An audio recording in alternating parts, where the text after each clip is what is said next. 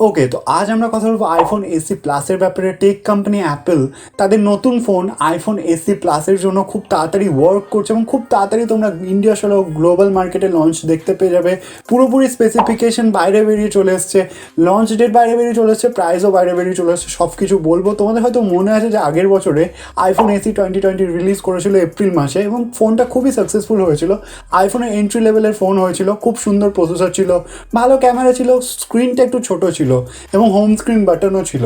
তো এই বছরে কিন্তু আইফোন এসি যেটা প্লাস আসছে সেটা অনেক আপগ্রেড হয়ে আসছে। অনেক কিছু তোমরা যেগুলো ভেবে রেখেছো যে এইগুলো থাকা দরকার সেগুলো কিন্তু আছে এগুলোর মধ্যে, যেগুলো অবশ্যই ভিডিওটা দেখলে তোমরা জানতে পারবে যে কোন কোন জায়গায় চেঞ্জ হয়েছে আইফোন এসি 2020 থেকে আইফোন এসি প্লাসে।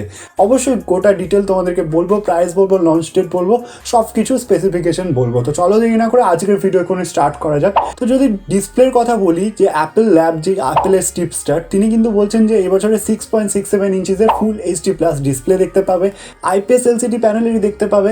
হ্যাঁ, ডিসপ্লেটা অনেকটা বড় হয়েছে আগের বছরের এসি 2020 তুলনায়। এবং আরও একটা বড় চমক আছে, যেটা তোমরা হোম স্ক্রিন বাটন দেখতে পেতে এসি 2020-তে, সেটা কিন্তু এবারে আইফোন এসি প্লাসে আর দেখতে পাবে না। একদম টাচ আইডির সাথে এটা রেসপন্স করবে, যেটা এগেন খুব ভালো ব্যাপার, খুবই একটা ইন্টারেস্টিং ফিচার্স বলে মনে হচ্ছে। এবছরে কিন্তু এসিকে অনেকটা আপগ্রেড করা হয়েছে, একদম নতুনের মতো করা হয়েছে।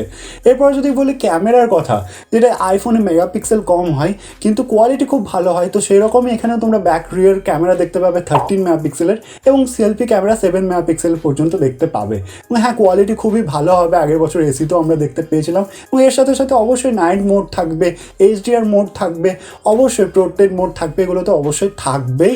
এবং ক্যামেরা কোয়ালিটি অবশ্যই আইফোন এসি 2020 থেকে অনেকটা ইমপ্রুভ হবে, এটা তোমরা একদম ডেফিনেটলি ধরে রাখতে পারো। এবং অবশ্যই ব্যাকে তোমরা যেরকম অ্যালুমিনিয়ামের ব্যাগ দেখতে পাও আইফোনে, সেরকমই ব্যাগ, প্রিমিয়াম ব্যাগ তোমরা দেখতে পেয়ে যাবে। এরপর যদি প্রসেসরের কথা বলি, তো এখানে অবশ্যই তোমরা A14 বায়োনিক চিপ দেখতে পাবে, যেটা একটা মোস্ট পাওয়ারফুল প্রসেসর। এবং তোমাদের কাছে যাদের আইফোন 12 কেনার মতো টাকা নেই, তোমরা পাবজির কম্পিটিশন লেভেলের পাবজি খেলতে চাও, তো তারা একটু ওয়েট করে যেতে পারো। এটা কিন্তু খুব তাড়াতাড়ি লঞ্চ আসছে এবং আইফোন এসি মতোই বাজেটের মধ্যে লঞ্চ আসছে, যেটা পরে গিয়ে তোমাদেরকে আমি লঞ্চ ডেটার প্রাইসটা বলছি ভিডিওর মধ্যেই। তোমরা ওয়েট করে যেতে পারো, খুব ভালো প্রসেসর, এর থেকে ভালো প্রসেসর পাবজির জন্য আর হয় না। খুব ভালো মাখনের মতো তোমরা যদি পাবজি খেলতে চাও একটু ওয়েট করে যেতে পারো, খুব তাড়াতাড়ি এটা লঞ্চ আসছে।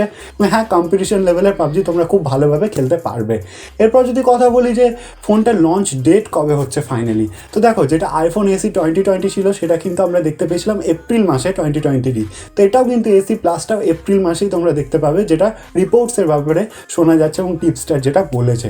এবং যদি বলি যে প্রাইসের কথা, তো কত টাকা প্রাইস হতে পারে, তো শোনা যাচ্ছে টিপস্টার যেটা কনফার্ম করেছে যে $400 গ্লোবাল মার্কেটে দেখতে পাবে। এবং যেটা ইন্ডিয়ান কারেন্সিটা কনভার্ট করলে কিছু কিছু ওই 36,200 মতো বেরিয়ে আসে।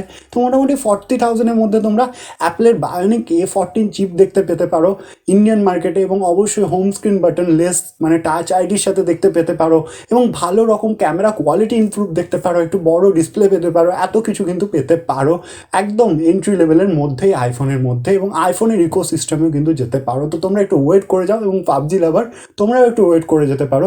40K-র মধ্যে যদি তোমরা A14 বায়োনিক চিপ পাও, তাহলে এর থেকে ভালো আর কি হতে পারে, একটু ওয়েট করে যেতে পারো কিন্তু, যদি আমার কথা শোনো তো। আর বাকি তোমরা আমার চ্যানেলটাকে সাবস্ক্রাইব করতে পারো, ডেলি টেক সম্বন্ধে এগিয়ে থাকতে গেলে ভিডিওটা একটা লাইক করতে পারো, নিচে কমেন্ট বক্সে তোমাদের ফিডব্যাক দিতে পারো তোমরা এই ফোনটাকে নিয়ে কতটা interested. That's all for today, thanks for watching.